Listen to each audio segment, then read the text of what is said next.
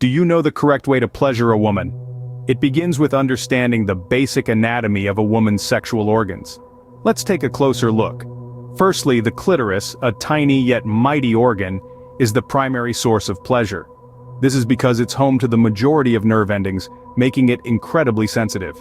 It's worth noting that stimulation here can be intensely pleasurable for many women. Next, we have the labia, the lips that surround the vagina. They vary greatly in shape, size, and color from woman to woman, but they all serve the same purpose: to protect the inner sexual organs. The labia can also be a source of pleasure when touched or stroked. Then there's the vagina. While not as sensitive as the clitoris, it still plays a significant role in sexual satisfaction. It's a flexible passage that leads to the uterus and is capable of incredible things. But what's most important to understand is that every woman is different. What works for one may not work for another. It's about exploring, communicating, and finding out what feels good for the individual woman. Remember, understanding a woman's anatomy is the first step to ensuring her pleasure. Now that we've understood the anatomy, how do we apply this knowledge? Well, let's dive right into the basics of fingering. First and foremost, cleanliness and well-trimmed fingernails are crucial. It's not just about hygiene, but also about creating a comfortable experience. Moving on, the importance of taking things slow cannot be overemphasized. The journey in this case is just as important as the destination. Make sure to use lube if necessary, as it can greatly enhance the overall experience. Now let's talk about the focal point of pleasure, the clitoris. Gentle stimulation here can work wonders. But remember, it's not just about the clitoris. The come hither motion can be used for stimulating the G-spot, adding another layer to the pleasure. But remember, everyone is different. The most important thing is to pay attention to the woman's reactions.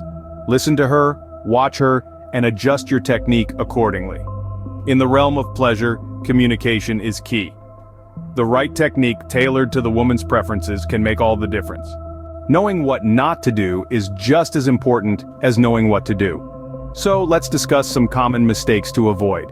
One of the most prevalent mistakes is not spending enough time on foreplay. It's not about racing to the finish line, but rather enjoying the journey there. Moving too quickly can feel jarring, so remember, patience is key.